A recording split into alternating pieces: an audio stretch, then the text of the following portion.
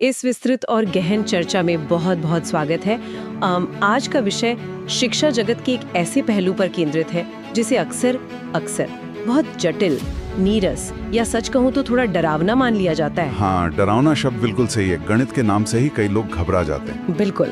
और हम बात कर रहे हैं शिक्षा में सांख्यिकी की, यानी स्टैटिस्टिक्स इन एजुकेशन। आज की हमारी इस चर्चा का आधार एक बेहद ज्ञानवर्धक शैक्षिक ऑडियो व्याख्यान है। यह विशेष रूप से उन उम्मीदवारों के लिए तैयार किया गया है जो यूजीसी नेट, सीटीईटी, डीएसएसएसबी जैसी शिक्षक प्रतियोगी परीक्षाओं की तैयारी कर रहे हैं। और हमारा उद्देश्य आज यही है कि हम इस विषय को इसके डर को दूर भगाएं। हाँ, हमारी कोशिश ये समझने की है कि कैसे केवल कुछ संख्याएं और आंकड़े पूरी शिक्षा प्रणाली को अधिक वैज्ञानिक, वस्तुनिष्ठ यानी ऑब्जेक्टिव और प्रमाण आधारित बनाने का काम करते हैं। तो चलिए इसे थोड़ा आसान भाषा में समझते हैं।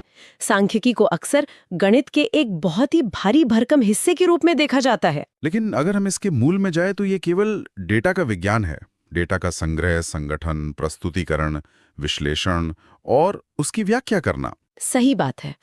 मैं तो इसे एक ऐसे बेहतरीन टूल की तरह देखती हूँ जो क्लासरूम की वास्तविकता को स्पष्ट रूप से समझने में मदद करता है। बिल्कुल।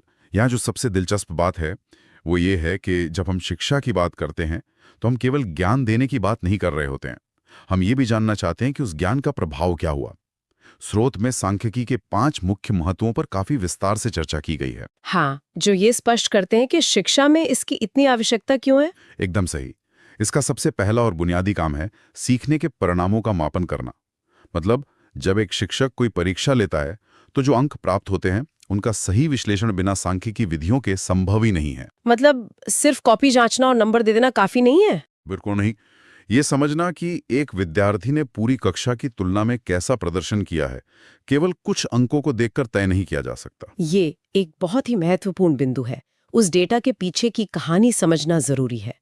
और शायद इसीलिए इसका दूसरा बड़ा महत्व शैक्षिक अनुसंधान में है। हाँ, एजुकेशनल रिसर्च। जैसे जब भी शिक्षा के क्षेत्र में कोई नई शिक्षण विधि लाई जाती है या मनोविज्ञान में कोई नया प्रयोग होता है तो शोधकर्ता ये कैसे साबित करेंगे कि उनका नया तरीका पुराने तरीके से सच में बेहतर है। यहीं पर सांख्यिकी काम आती है।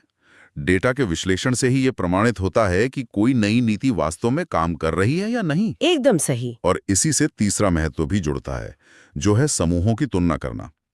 इसे एक बहुत ही व्यावहारिक उदाहरण से समझते हैं। मान लीजिए एक ही स्कूल में 2 अलग-अलग कक्षाएं हैं।